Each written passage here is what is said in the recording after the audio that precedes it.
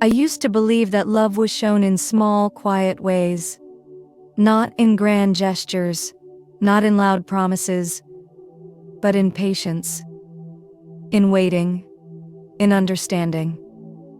That belief is what carried me through the early years of my marriage. My husband and I were not rich. We didn't live a life filled with luxury or comfort. What we had instead was routine, simple meals, shared responsibilities, and long days that ended with tired smiles, or at least they used to. Over time, something changed. He began coming home later than usual. His phone was always on silent. Sometimes, even when he was sitting right beside me, it felt like he was somewhere far away. When I asked him if everything was okay, he would smile gently and say, "Work pressure, that's all." And I believed him. Because that's what wives do when they trust the man they married. I saw how hard he worked, how exhausted he looked in the mornings, how he barely had time to finish breakfast before rushing out the door. I noticed the dark circles under his eyes. I noticed the weight he carried on his shoulders. I told myself he was doing all of this for us, for our future. So one night, while lying awake beside him, listening to his slow breathing, an idea came to my mind. I should surprise him. Not because he asked for it, not because I wanted praise, but because I wanted him to feel seen. The next morning, I woke up earlier than usual. The house was quiet, wrapped in the soft silence that exists only before dawn. I moved carefully, not wanting to wake him. In the kitchen, I prepared his favorite food, the one he used to request during the early days of our marriage, when he still had time to talk and laugh. As I cooked, memories flooded my mind. Moments when we were happier, when things felt simpler. I packed the food neatly, adding little details he loved. I even wrote a small note, just a few words, nothing dramatic. "I'm proud of you." I stood in front of the mirror afterward, unsure of what to wear. I wanted to look nice, but not like I was trying too hard. I chose an outfit he once complimented, brushed my hair slowly, and paused for a moment to look at myself. I remember thinking, this is what a good wife does. Before leaving, I picked up a small gift I had bought days earlier. It wasn't expensive, just something meaningful, something personal. As I stepped outside, the air felt different, lighter, hopeful. During the drive, my heart was full of excitement. I imagined his reaction, his surprise, his smile, maybe even a little embarrassment in front of his colleagues. I imagined him saying, "You didn't have to do this." But I wanted to. I wanted to remind him that behind all the stress, all the long hours, there was someone waiting for him, someone who believed in him, someone who loved him without conditions. I had no idea that I was driving toward the moment that would change my life forever. I had no idea that this surprise, meant to bring joy, was about to uncover a truth I was never prepared to face. And as I pulled closer to his workplace, holding the gift tightly in my hands, I whispered to myself, "This will make him happy." I didn't know yet. Some surprises don't bring smiles. Some surprises bring silence. As I approached his workplace, my heart began to beat a little faster, not with fear, but with excitement. The building stood tall and modern, made of glass and steel, reflecting the morning sunlight. People moved in and out with purpose, holding files, sipping coffee, talking about deadlines and meetings. It looked like any other office building to the world. But to me, it was a place I had only heard about. My husband had always kept his work life separate. "Too busy," he would say. "Too many rules," he would explain. I respected that. So standing there that day felt strange, like stepping into a chapter of his life I was never meant to read. I paused near the entrance, adjusting my bag and taking a deep breath. I smoothed my clothes, fixed my scarf, and glanced at my reflection in the glass doors. I wanted everything to be perfect. I remember smiling to myself. He's going to be so surprised. I imagined him spotting me from across the office, his eyes widening, his face lighting up. I imagined him walking toward me quickly, asking, "What are you doing here?" in that soft voice he used when he was caught off guard. For a moment, I just stood there, watching people pass by. Some entered alone. Some entered laughing in pairs. Some were greeted warmly by security, like they belonged. I told myself I belonged there too. After all, I was his wife. I walked toward the security desk with confidence, my heart still light, my hands holding the gift carefully as if it were fragile. The guard looked up at me, his expression neutral, professional. "Yes, madam?" he asked politely. I smiled and replied, "I'm here to see my husband." He nodded and reached for a register, flipping through pages with practiced ease. I waited calmly, still unaware of what was coming. The seconds felt normal then. Ordinary. I watched the revolving door spin behind him. I heard the distant sound of phones ringing, keyboards clicking, footsteps echoing across the marble floor. Then the guard paused. He looked up at me again, this time with a slight frown, as if trying to understand something. "Your husband's name?" he asked. I told him. He scanned the page once more, then looked up slowly. "What department?" he asked. I answered confidently. There was a silence that followed, brief but heavy. The guard cleared his throat.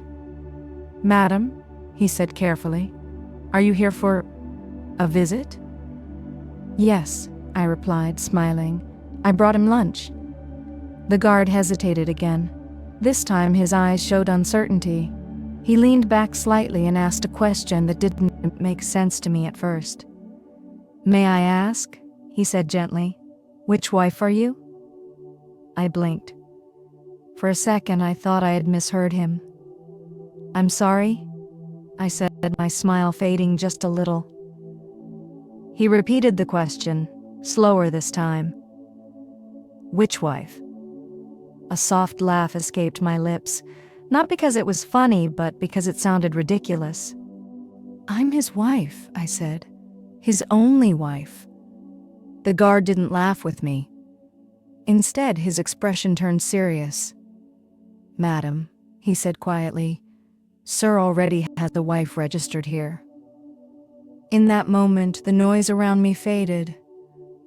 The phones. The footsteps. The moving doors. Everything became distant. I stood there, holding my gift, my heart suddenly heavy, my excitement draining away like water through open fingers. I wanted to speak. I wanted to correct him. But my voice wouldn't come out. All I could think was, this must be a mistake. I didn't know yet. This was only the beginning. For a few seconds, I couldn't move. I stood there at the entrance, my body frozen, my mind struggling to understand the words I had just heard. "Sir already has a wife registered here." The sentence kept repeating in my head, again and again, like an echo that refused to fade.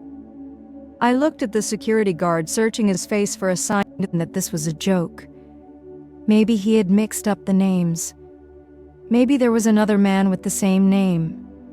Maybe this was all just a misunderstanding. "That's not possible," I finally said, my voice barely louder than a whisper. "You must be mistaken." The guard shifted uncomfortably. He wasn't rude. He wasn't accusing me. He looked like someone who had witnessed difficult situations before and wished he didn't have to witness another. "Madam," he said gently, "I can only tell you what's in our records." My hands began to shake. I tightened my grip around the lunch bag, afraid that if I let go, it would fall to the floor, just like everything else in my life felt like it was about to. "No," I said again, this time more firmly. "My husband would never do that." The words came out automatically, as if my heart was defending him before my mind could catch up. I remembered every excuse he had ever given me: late meetings, work trips, phone calls taken outside. At the time, they all sounded reasonable. Now they felt different. Dangerous. I swallowed hard and took a step back, then forward again, unsure of what my body wanted to do. "Please," I said, forcing my voice to stay calm. "There has to be some confusion. I've been married to him for years." The guard nodded slowly. "I understand, madam," he replied. "If you like, I can call inside." My heart skipped. Call inside? Call where? Suddenly, the building felt too big. The walls felt closer. The air felt heavier, as if it had thickened around me. I shook my head quickly. "No," I said. Just tell me what you see." The guard hesitated for a moment, then spoke carefully, choosing his words like they could break me. "There is a woman," he said. "She is listed as his wife. She works here." The word "works" hit me harder than I expected. This wasn't something hidden in the shadows. This wasn't a secret affair in a faraway place. This was normal, public, accepted. I felt a sudden rush of heat in my chest, followed by a deep, painful cold. My thoughts began racing. How long? Since when? How many people know? And the most painful question of all, was I the only one who didn't know? I looked around the lobby again. People passed by, laughing softly, discussing work, living their normal lives. No one noticed the storm forming inside me. No one noticed how my world had just cracked open. I felt small, invisible. I thought about turning around, about walking away, about going home and pretending this never happened. But my feet wouldn't move. Because somewhere deep inside me, beneath the fear and denial, I knew something terrible was waiting to be confirmed. I took a deep breath and said the words I was afraid of hearing the answer to. "Can you show me?" The guard looked at me carefully, as if trying to measure how much truth I could handle. Then he nodded. And with that nod, I felt the last piece of my denial begin to fall apart. I followed him, step by slow step, into the building. And with every step forward, I felt myself walking away from the life I thought I had. The hallway felt longer than it should have been. Each step echoed softly against the polished floor, and with every echo my heart seemed to sink a little deeper.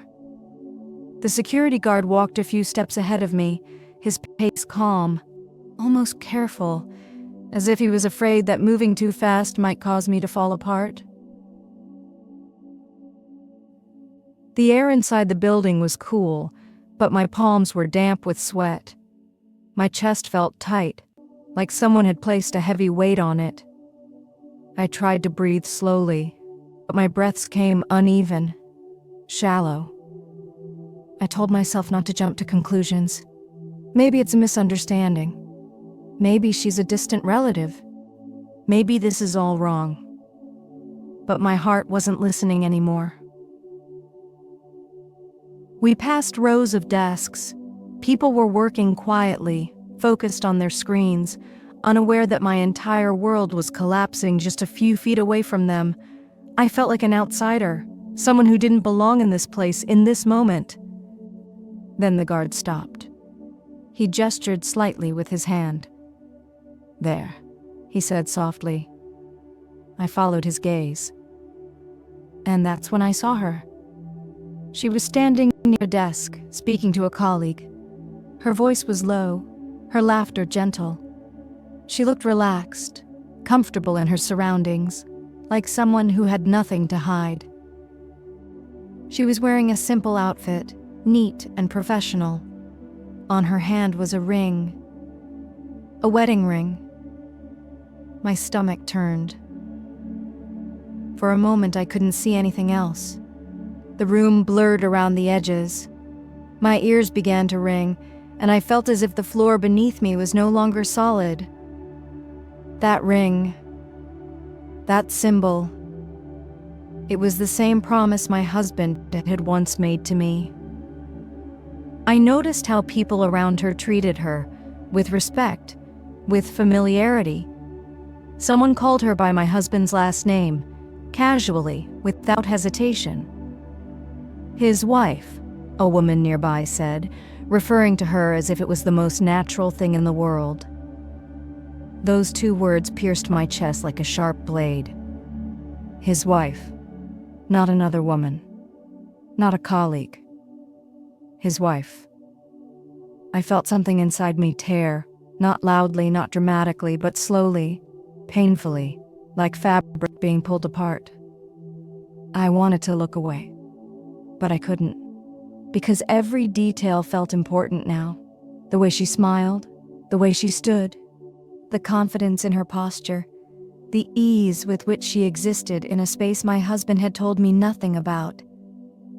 I wondered how long she had known him, how many mornings they had greeted each other, how many lies he had told so smoothly that both of us believed different versions of the same man.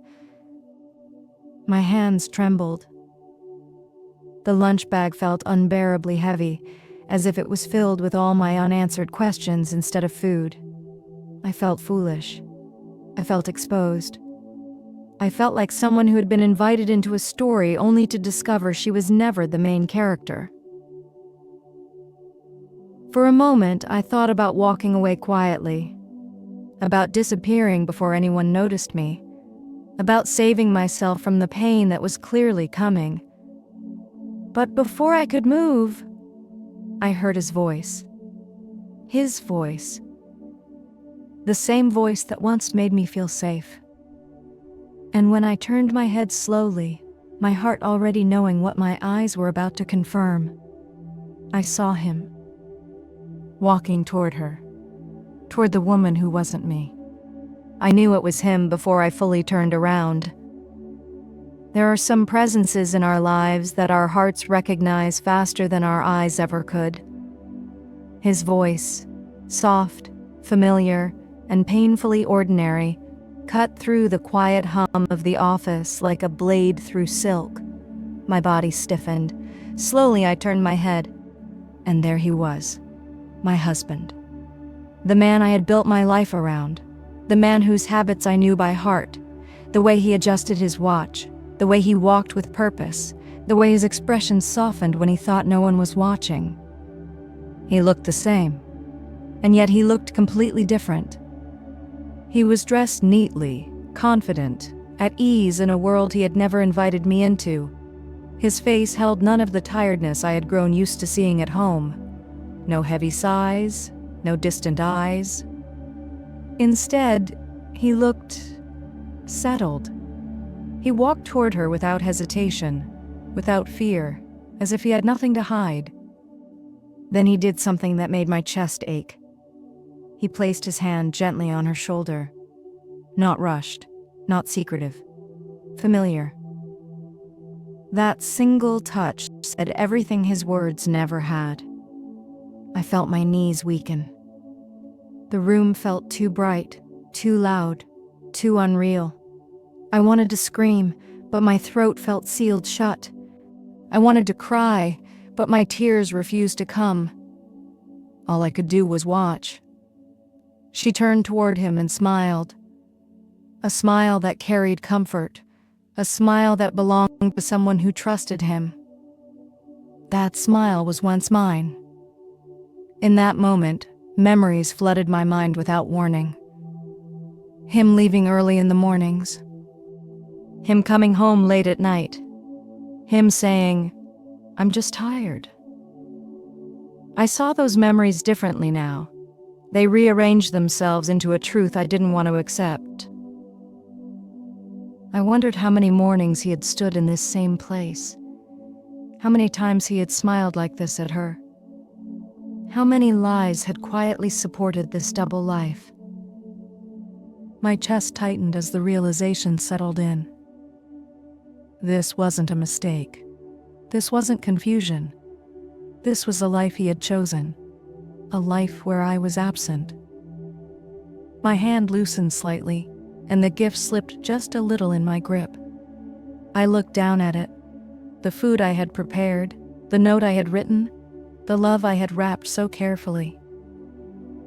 It all felt meaningless now. I felt like a stranger in my own marriage. He took a step closer to her, speaking softly. I couldn't hear his words, but I didn't need to.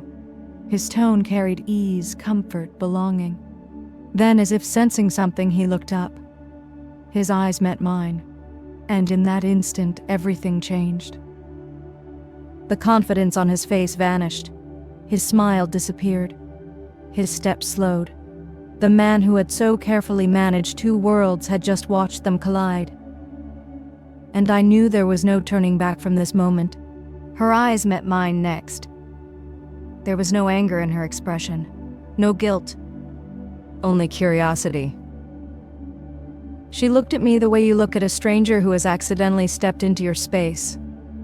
And that hurt more than anything else, because it meant she didn't see me as a threat. She didn't see me as competition. She saw me as someone who didn't belong there. My heart pounded loudly in my ears. I wondered if everyone around us could hear it. I wondered if anyone else could feel the tension hanging in the air like a heavy cloud. I took a step forward, then another. Each step felt like I was walking barefoot over broken glass. My husband finally found his voice. "What are you doing here?" he asked. His tone wasn't angry. It wasn't shocked. It was afraid. As if I was the unexpected problem in a life he had carefully arranged. I wanted to laugh at the absurdity of it. Instead, I spoke quietly. "I came to surprise you." My voice sounded distant to my own ears, like it belonged to someone else. I looked at his hand, still hovering uncertainly near her shoulder, and then I looked back at his face. "You look surprised," I added. He swallowed hard. People around us had started to notice. Conversation slowed. Eyes shifted. Whispers floated softly through the space. The world that had protected his secrets was beginning to crack.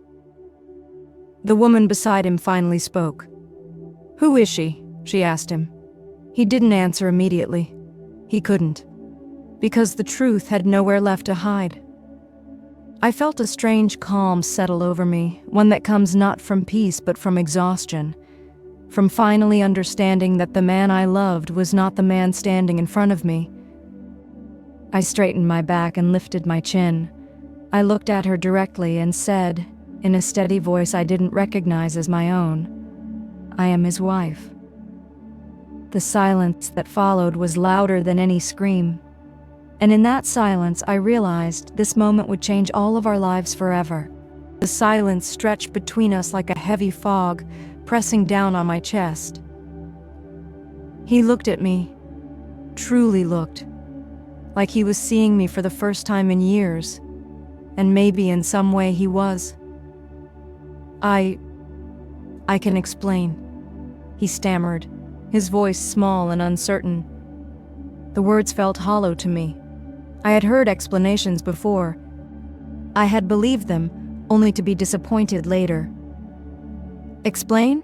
I repeated, my voice calm, but every word carried the weight of betrayal. "I came to see my husband, the man I married, the man I trusted, and I find you with another woman calling herself his wife?" His eyes darted to the woman beside him, then back at me. The woman who, just minutes ago, was unaware of the storm she was part of, now seemed frozen as well. He tried again, faltering. It's not what you think. I laughed softly, bitterly. Not what I think? I whispered, shaking my head. You've built a life with someone else. You've lied to me for how long? Weeks? Months? Years? He flinched at my words as if each accusation struck him physically, but there was no denying it. The truth had already been revealed in their actions, in the presence of that ring, in the casual familiarity they shared. You don't understand, he said, his voice trembling. I never meant for this to happen. I didn't know how to what? I interrupted, stepping closer but keeping my hands visible because anger can be sharp, but I wanted my dignity intact. Didn't know how to be honest? Didn't know how to respect me? Didn't know how to live without deception? His gaze fell. He couldn't meet mine. The woman beside him took a cautious step back as if sensing the danger in the silence that followed. Her eyes flicked between us, uncertain, guilty, yet still calm in her own way. She had not orchestrated this moment, but she was part of it, part of a truth I was only now confronting. I could feel tears welling in my eyes, but I refused to let them fall. Not now, not in front of them. Not for someone who had broken promises as if they were meaningless. I thought I knew you, I whispered, my voice breaking slightly despite my efforts. I thought we shared everything. I trusted you with my life, my heart, my love, and you gave her the same truth you promised me. He reached out, perhaps to touch my arm, perhaps to speak again, but I stepped back. I needed space. Not comfort from the person who had shattered the foundation of my life. I deserved honesty, I said, louder now so that even the employees nearby could feel the gravity of what was happening. I deserved truth, not a life hidden behind lies, not a hand held gently elsewhere while I believed it was mine. He said nothing. His lips moved, forming words I couldn't hear. His eyes pleaded silently for forgiveness, for understanding, for anything. But forgiveness was not mine to give. Not now. Not after this. The confrontation was no longer about surprise. It was about reality, about trust, about the life I thought I had, crumbling in front of my very eyes. I realized then, as I stood there trembling yet upright, that some confrontations are not about shouting or blaming. Sometimes they are about seeing the truth clearly and letting the person who betrayed you see it too. And in that moment, I made a choice to preserve my dignity, to reclaim my strength, even if the life I loved was gone. I took a deep breath, and I prepared myself to walk away. He swallowed hard, like he was trying to find the words that could undo what had already been done. It's complicated, he began, his voice shaky. I didn't mean to hurt you. I never wanted you to find out like this. I shook my head slowly, the anger bubbling just beneath the surface, tempered only by my need to stay composed. Complicated? I repeated, my voice low but cutting. Is that what you call betrayal? Is that what you call living a double life while I trusted every word you said? He flinched at my words, and I could see the weight of guilt on his face. But guilt is hollow when it's accompanied by excuses. He struggled. I met her, it just happened. I didn't plan it. I never wanted it to go this far. Thought you could what? I interrupted sharply. Hide it forever? Lie to me while pretending everything is normal? Build a life for yourself with someone else while I'm left believing you were mine alone? He didn't answer. His silence was louder than any confession could be. I remembered the mornings he had said he was working late, the nights he had promised to come home early. The small gestures of love I thought were real, now tainted by the truth. "I trusted you," I said, my voice cracking. "I loved you. I believed in you. And all the while you were living another life. With her." He tried again, his words stumbling out in fragments. "I was scared. I didn't know how to tell you. I thought I could fix it before..." "Before what?" I asked, my eyes burning. "Before I found out? Before you destroyed everything we had?" The woman beside him remained quiet, her presence a silent reminder of the life he had hidden from me. I looked at her once and she met my gaze. There was no hostility in her eyes, no malice, just the calm acceptance of someone who existed in the life my husband had chosen. I turned back to him. "You had a choice," I said slowly, deliberately. "You could have been honest. You could have told me the truth. You could have faced your mistakes, but instead, you chose her, and you chose lies." His head dropped. His voice disappeared completely.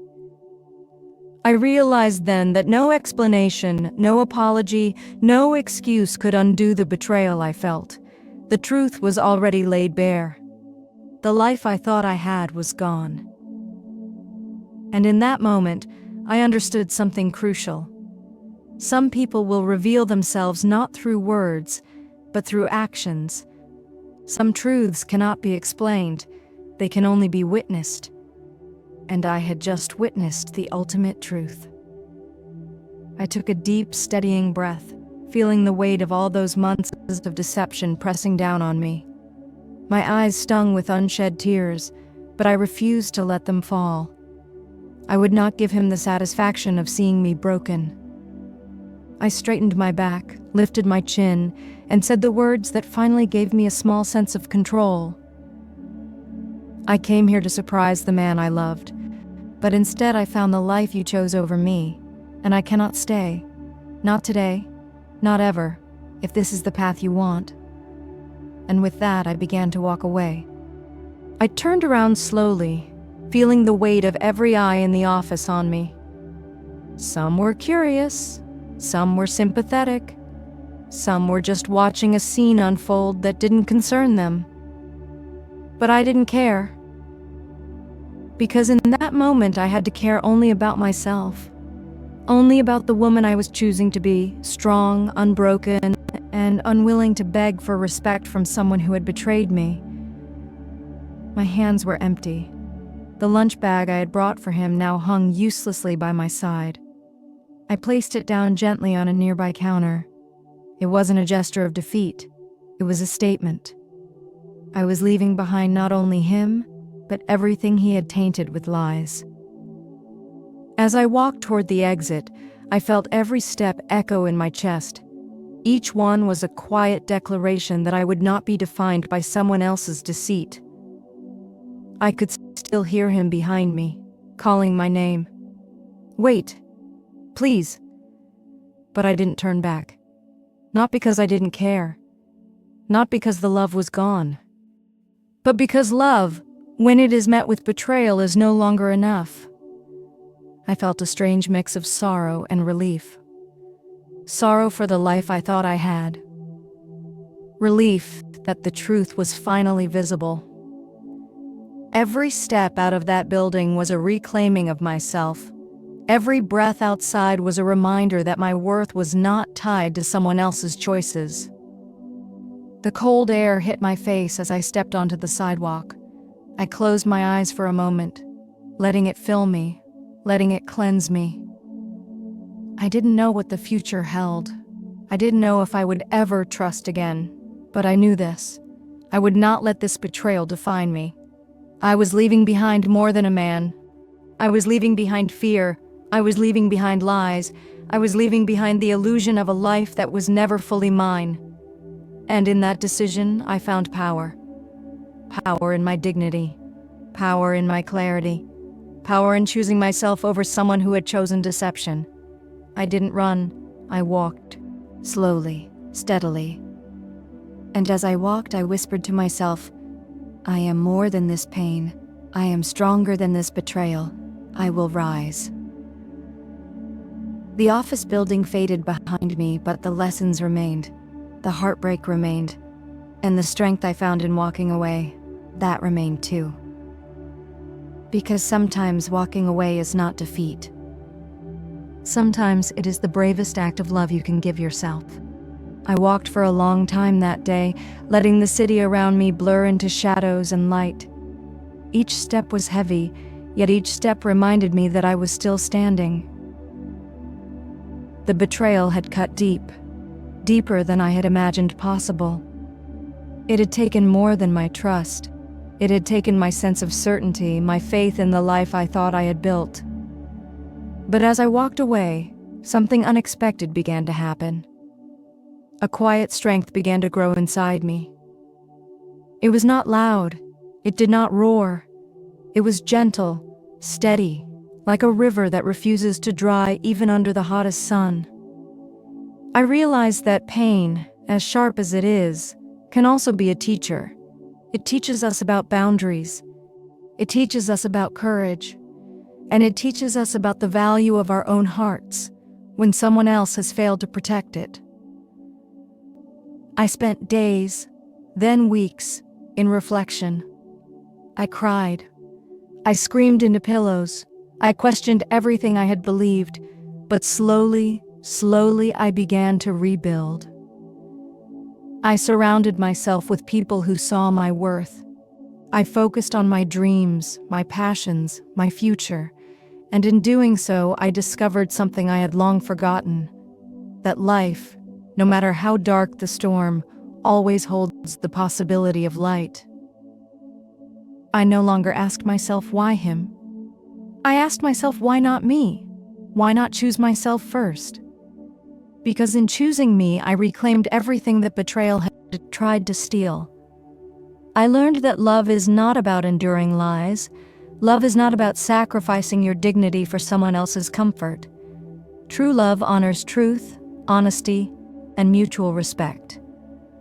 And when love fails to honor these things, it is not the failure of the heart. It is the failure of the other person's character. Now, whenever I think back to that day, standing at the office entrance, seeing the ring, seeing him with her, I no longer feel only pain. I feel gratitude. Gratitude that the truth revealed itself. Gratitude that I had the courage to walk away. Gratitude that I survived. Because life does not end with betrayal. It begins again, stronger, wiser, and with a heart that refuses to settle for less than it deserves. I will never forget what happened, but I will not let it define me.